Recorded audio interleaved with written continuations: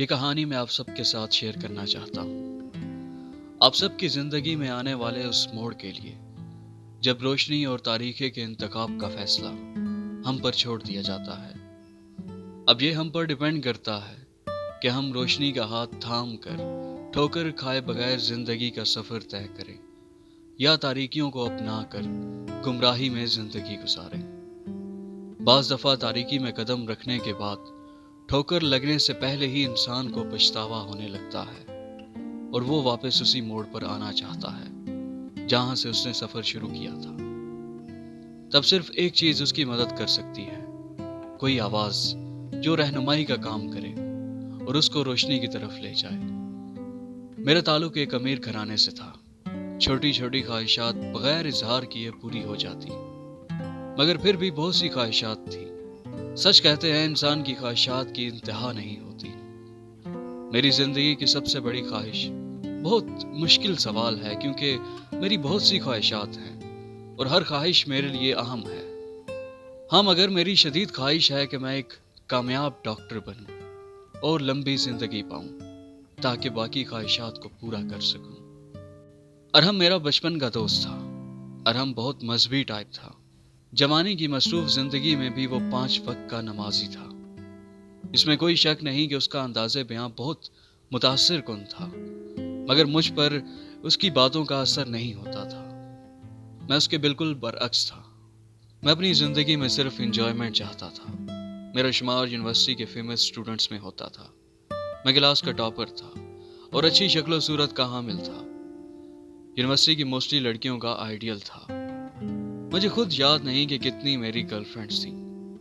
بس اگر مجھے شوق تھا تو موت کو قریب سے دیکھنے کا۔ کئی بار میں نے موت کو چھونے کی کوشش کی، اس ڈر کو محسوس کرنے کی کوشش کی، مگر میں ناکام رہا اور زندگی سے دوبارہ ملاقات ہو جاتی۔ ارحم اکثر مذہبی تقریبات پر جاتا، مجھے بھی جانے کا کہتا، مگر میں معذرت کر لیتا کیونکہ میری زندگی میں ان جذبات کی کوئی جگہ نہیں تھی۔ کہنے کو تو میں مسلمان تھا، مگر میں نے نہ کبھی قرآن پاک کو ہاتھ لگایا اور نہ کبھی مسجد کا رخ کیا اور نہ ہی کبھی اپنے مذہب کے بارے میں جاننے کی خواہش پیدا ہوئی۔ ارحم کو اس بات کا علم تھا، اس لیے میرے سامنے مذہبی موضوعات پر کم بات کرتا تھا۔ امی ابو یوکے رہ رہے تھے۔ وہ گرمیوں میں یوکے چلے جاتے اور سردیوں میں پاکستان واپس آ جاتے۔ میں اسٹڈی کی وجہ سے پاکستان ہی رہتا تھا۔ سنڈے کو میرے ایک دوست کے گھر پارٹی تھی۔ اس دن حسب معمول میں نے پہلے سے زیادہ شراب پی لی۔ پارٹی ختم ہوتے ہوئے تقریباً رات کے 2 بج گئے۔ میں گھر واپس جا رہا تھا۔ میرا سر بری طرح چکرا رہا تھا۔ میں نے سائڈ پر گاڑی کھڑی کی اور گاڑی سے باہر نکلا تاکہ کھلی ہوا میں تھوڑا بہتر محسوس کروں۔ مجھے متلی محسوس ہوئی۔ میرا سر بری طرح چکرانا شروع ہو گیا۔ میں نے گاڑی کی طرف جانے کی کوشش کی، مگر میرا ذہن تاریکی میں ڈوبتا جا رہا تھا۔ میں نے آنکھیں کھولنے کی کوشش کی، مگر میں مکمل طور پر تاریکی میں جا چکا تھا۔ وہاں سے گاڑی میں گزرنے والے کسی شخص نے مجھے گرتے دیکھا تو ہاسپٹل لے آئے۔ اگلے دن میری حالت تھوڑی بہتر ہوئی تو میں گھر واپس آ گیا۔ سینڈوچ کے ساتھ کافی کا کپ پی لینے کے بعد میں نے سکون آور دوائی لی اور سونے کے لیے چلا گیا۔ اگلے دن آنکھ کھلی تو مجھے پورے جسم میں درد محسوس ہوا اور سارا جسم بہت گرم ہو رہا تھا۔ بیڈ سے نکل کر منہ ہاتھ دھوئے بغیر کچن میں کافی بنانے چلا گیا۔ کافی پی کر میڈیسن لی اور دوبارہ بیڈ پر لیٹ گیا۔ میرا خیال تھا شام تک بہتر محسوس کرنے لگوں گا، مگر ایسا نہیں ہوا۔ شام کو جب نیند سے اٹھا تو میرا جسم بری طرح بخار کی لپیٹ میں تھا۔ میری زبان اور ہونٹ خشک تھے۔ سر بھی شدید درد کی گرفت میں تھا۔ میں نے ہاتھوں کے انگوٹھے سے سر کو دبانے کی کوشش کی، مگر سر کا درد کم ہونے کا نام نہیں لے رہا تھا۔ تکلیف کو برداشت کرنے کی کوشش میں کب دوبارہ نیند آئی مجھے پتہ نہ چلا۔ جب دوبارہ آنکھ کھلی تو کمرے میں اندھیرا تھا۔ بالکل پورا گھر تاریکی میں ڈوب چکا تھا۔ مجھے اپنا دل ڈوبتا ہوا محسوس ہو رہا تھا۔ شدید گھبراہٹ ہو رہی تھی۔ ایسے لگ رہا تھا جیسے میں مر رہا ہوں۔ زندگی میں پہلی بار مجھے موت سے عجیب سا خوف محسوس ہوا تھا۔ میں کسی نہ کسی طرح فون تک پہنچنا چاہتا تھا تاکہ کسی کو بلا لوں، مگر بستر سے نیچے اترنا مشکل ہو رہا تھا۔ شدید بخار نے مجھے پوری طرح مفلوج کر کے رکھ دیا تھا۔ اس کے بعد مجھے کچھ یاد نہیں۔ پھر جب میں اس خنودگی سے باہر نکلا تو رات کا پچھلا پہر تھا۔ میں تھوڑا بہتر محسوس کر رہا تھا۔ میں نے اٹھ کر لائٹس آن کی۔ مجھے آنکھوں میں چبھن محسوس ہو رہی تھی۔ میں ارد گرد کی چیزوں کو غور سے دیکھنے لگا۔ اپنے ساتھ ہونے والے تمام واقعات کو یاد کرنے کی کوشش کر رہا تھا۔ مجھے آہستہ آہستہ سب یاد آ رہا تھا۔ میں بیڈ سے اٹھ کر باتھ روم گیا۔ باتھ روم میں موجود آئینے کے سامنے اپنے چہرے پر نظر پڑی تو میں شاکڈ ہوا۔ آنکھوں کے گرد گہرے حلقے، چہرہ زرد اور ہونٹ بالکل خشک تھے۔ شیو بڑھی ہوئی تھی۔ 24 گھنٹوں میں اتنی شیو بڑھ گئی۔ ایک دن کے بخار نے میری شکل اتنی بری کر دی، مجھے یقین نہیں ہو رہا تھا۔ میں نے باتھ لیا اور پھر کچن میں اپنے کھانے کے لیے کچھ لینے گیا۔ ویکنس محسوس ہو رہی تھی۔ میں نے سینڈوچ بنایا اور ساتھ کافی سینڈوچ کھا کر میں نے فون چیک کیا۔ کسی کی کال تو نہیں آئی۔ T V per news on کی۔ نیوز دیکھتے ہوئے ایک بار پھر شاکڈ ہوا۔ آج سیٹرڈے۔ میری الجھن بڑھ گئی۔ سنڈے کو پارٹی تھی، منڈے کو میں ہاسپٹل سے واپس آیا۔ آج تو ٹیوزڈے ہونا چاہیے تھا، منڈے کیسے؟ میں نے فوراً فون چیک کیا۔ اس کا مطلب میں 5 دن ہوش و حواس سے بے خبر بخار میں رہا ہوں۔ مما پاپا مجھے کوئی کال نہیں کی، بھائی نے بھی کوئی کال نہیں کی، میرا دوست، میرا بچپن کا دوست ارحم، اس نے بھی کال نہیں کی اور نہ میری طرف آیا۔ یہ کیسے ہو سکتا ہے کہ کسی کو میرا خیال ہی نہ ہو؟ اس طرح کیسے چھوڑ دیا سب نے؟ میں عجیب سی بے چینی کی گرفت میں آ گیا کہ کیا واقعی میں 5 دن اسی طرح اکیلا پڑا رہا؟ یہ کیسے ہو سکتا ہے؟ 5 دن بہت زیادہ ہوتے ہیں، میں اتنے دن کیسے بے ہوش رہ سکتا ہوں؟ کیا سب لوگ مجھے بھول گئے تھے؟ چند دنوں کے لیے جیسے میں سب کی زندگی سے نکل گیا تھا۔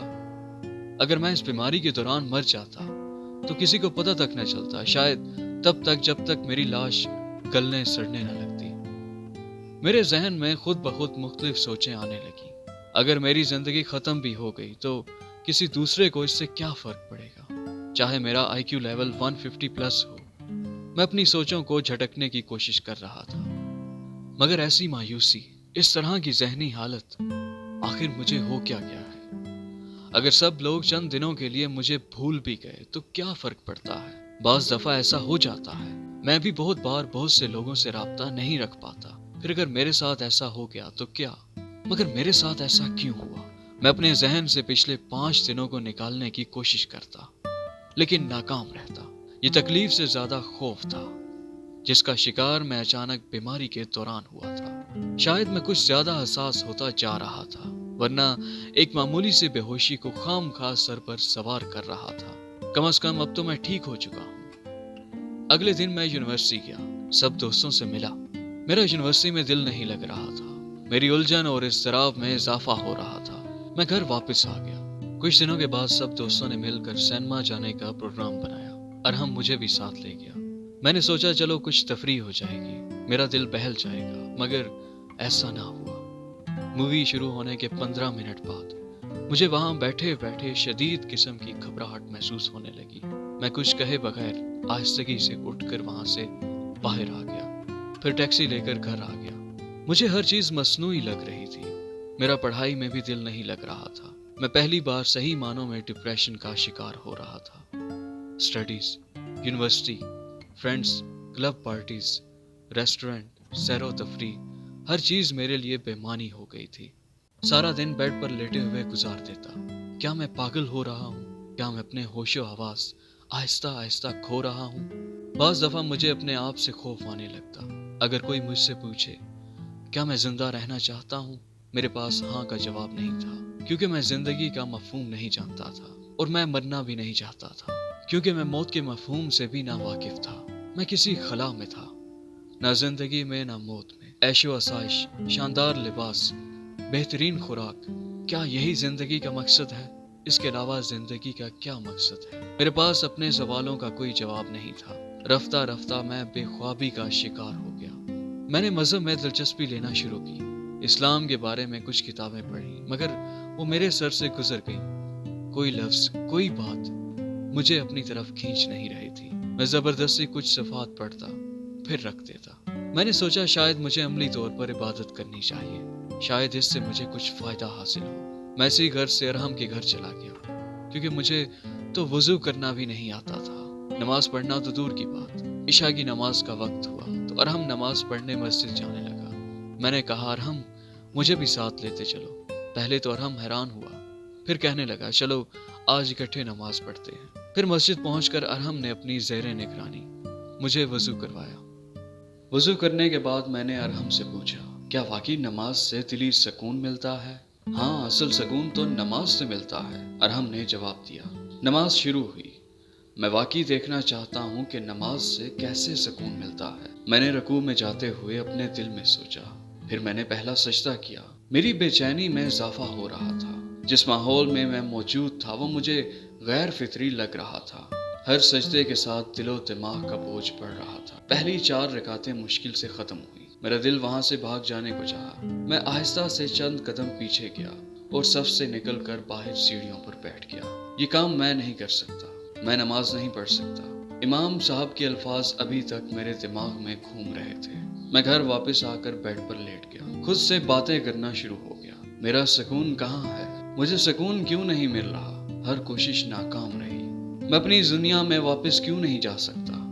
کیوں میرا دل اس دنیا سے اور ہر چیز سے اکتا گیا ہے؟ اگلے دن تقریباً دن کے 12 بجے ارحم میری طرف آیا۔ میں نے کافی بنائی۔ کافی پینے کے دوران میں نے ارحم سے پوچھا صراط مستقیم کیا ہوتا ہے؟ صراط مستقیم سیدھے راستے کو کہتے ہیں۔ سیدھا راستہ کیا ہوتا ہے ارحم؟ سیدھا راستے کا مطلب نیکی کا راستہ۔ ارحم نیکی کیا ہوتی ہے؟ اچھے کام کو نیکی کہتے ہیں۔ اچھا کام کیا ہوتا ہے؟ ایسا کام جو کسی دوسرے کے لیے کیا ہو، کسی کی مدد یا مہربانی، کوئی بھی اچھا کام نیکی ہوتا ہے۔ ارحم کے جواب سن کر خاموشی سے کافی پینا شروع ہو گیا۔ ارحم نے میری طرف دیکھا اور بولا تم نماز پڑھنا شروع کرو گے تو تمہیں صراط مستقیم کا مطلب سمجھ آ جائے گا۔ تم خود ہی غلط کاموں سے بچنے لگو گے اور اچھے کام کرنے لگو گے۔ جب مجھے یہ نہیں پتا کہ صراط مستقیم کیا ہے تو پھر میں نماز کیسے پڑھ سکتا ہوں؟ میں نہیں سمجھتا کہ صرف عبادت کرنے سے زندگی میں کوئی نمایاں تبدیلی آ سکتی ہے۔ ارحم بات کاٹتے ہوئے بولا اسی لیے کہہ رہا ہوں مذہب میں دلچسپی لو تاکہ اپنی غلط قسم کی فلسفی اور سوچ کو بدل سکو۔ میں نے پڑھائی کے علاوہ ساری سرگرمیوں کو ختم کر دیا تھا۔ موسٹلی ٹائم لائبریری میں گزارتا۔ ویکینڈ پر میری واحد سرگرمی اسلامک سینٹر جانا تھا۔ وہاں ایک عرب عالم سے قرآن پاک کی تلاوت کرنا سیکھا کرتا تھا۔ ان کا نام خالد تھا۔ قرآن پاک کی کلاس کے دوران ایک دن سر خالد نے کہا تم قرآن پاک حفظ کیوں نہیں کرتے؟ میں کیسے کر سکتا ہوں؟ یہ بہت مشکل ہے، اور پھر میرے جیسا آدمی نہیں، میں نہیں کر سکتا۔ سر خالد نے کہا تمہارا ذہن بہت اچھا ہے، میں نے اپنی آج تک کی زندگی میں تم سے زیادہ ذہین آدمی نہیں دیکھا۔ جتنی تیز رفتاری سے تم نے اتنے مختصر عرصے میں اتنی چھوٹی بڑی صورتیں یاد کر لی کوئی اور نہیں کر سکا۔ جب ذہن اس قدر زرخیز ہے تو قرآن پاک کیوں نہیں؟ تمہارے ذہن پر اللہ کا بھی حق ہے۔ میں خاموشی سے ان کو سن رہا تھا۔ میں نے کہا آپ میری بات نہیں سمجھے، مجھے سیکھنے پر کوئی اعتراض نہیں، مگر میں بہت سے صغیرہ اور کبیرہ گناہ کر چکا ہوں۔ میرا سینہ اور ذہن اس کتاب کو محفوظ کرنے کے لیے پاک نہیں ہے۔ میرے جیسے لوگ اس حفظ کرنے کے لائق نہیں ہوتے۔ سر خالد کچھ دیر خاموش رہے، پھر بولے ابھی بھی گناہ کرتے ہو؟ میں نے نفی میں سر ہلایا۔ تو پھر کس چیز کا خوف ہے؟ اپنے سارے گناہوں کے باوجود اگر تم قرآن پاک کی تلاوت کر سکتے ہو تو پھر اسے حفظ بھی کر سکتے ہو، اور پھر تم نے گناہ کیے تھے اب نہیں کرتے، یہ کافی ہے۔ اگر اللہ یہ نہیں چاہے گا کہ تم اسے حفظ کرو تو تم اسے حفظ نہیں کر سکو گے، چاہے تم لاکھ کوشش کر لو۔ اگر تم خوش قسمت ہوئے تو تم اسے حفظ کر لو گے۔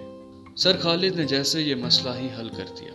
میں نے جب پہلا سپارہ حفظ کرنا شروع کیا تو مجھے احساس ہوا کہ کافی حصہ مجھے پہلے سے یاد تھا۔ خوف کی کیفیت بھی کم ہو گئی تھی۔ میرے دل کو استقامت مل رہی تھی۔ فجر کی نماز کے بعد میں نے دوبارہ قرآن پاک کا سبق پڑھا۔ میری آواز میں پہلے سے زیادہ روانی آ گئی تھی۔ میری زندگی میں یہ نئی چیز شامل ہو گئی تھی۔ خوف کافی حد تک ختم ہو رہا تھا، دل کو سکون بھی مل رہا تھا، مگر نیند نہیں آتی تھی۔ ابھی بھی سلیپنگ پلز لیتا تھا۔ ایک دن قرآن پاک کا سبق زبانی سنا رہا تھا۔ جب میں نے سبق ختم کیا تو سر خالد نے مجھے کہا، میں نے کل رات خواب میں تمہیں حج کرتے دیکھا ہے، اس سال تم حج کرنے جانا۔ میں نے کوئی جواب نہیں دیا۔ میں نے 6 ماہ میں قرآن پاک حفظ کر لیا، پھر حج پر جانے کے لیے پیپرز جمع کروا دیے۔ اگر میں قرآن پاک حفظ نہ کر رہا ہوتا تو شاید حج کرنے کا سوچتا بھی نہیں۔ لوگوں کو حج پر جانے کا موقع تب ملتا ہے جب ان کے پاس صرف گناہ نہیں ہوتے، نیکیوں کا انبار ہوتا ہے، اور مجھے یہ موقع تب ملا جب میرے پاس گناہوں کے علاوہ کچھ نہیں ہے۔ ٹھیک ہے، اگر میں گناہ کرنے سے خوف نہیں کھاتا رہا تو پھر اللہ کے سامنے جانے اور معذرت کرنے سے بھی خوف نہیں کھانا چاہیے۔ یہ سچ ہے کہ میں اللہ کے سامنے سر اٹھا کر دعا نہیں مانگ سکوں گا، مگر سر جھکا کر معافی تو مانگ لوں گا۔ آخر کار میں حرم شریف پہنچ گیا۔ وہاں کھڑے ہو کے میں اپنی ساری دولت کے عوض کاش نیکیاں خرید لیتا، یا ساری دولت دے کر گناہ فروخت کر دیتا۔ لاکھوں لوگوں کے اس ہجوم میں 2 سفید چادریں اوڑھے کون جانتا تھا کہ میں کون ہوں؟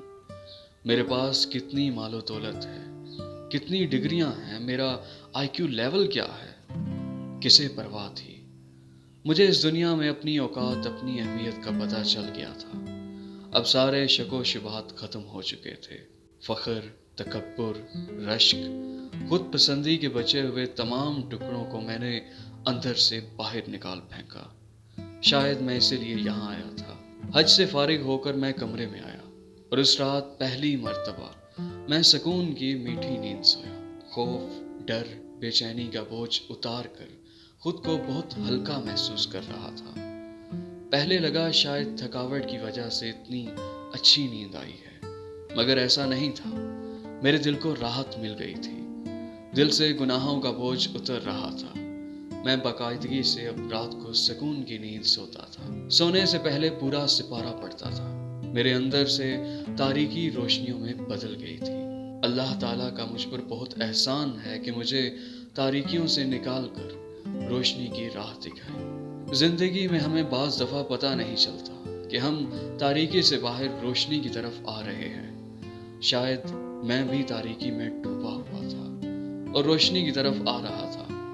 روشنیوں کو چھو لینے کے بعد دلی سکون میسر ہوا۔ زندگی میں ہم کبھی نہ کبھی اس مقام پر آ جاتے ہیں جہاں سارے رشتے ختم ہو جاتے ہیں۔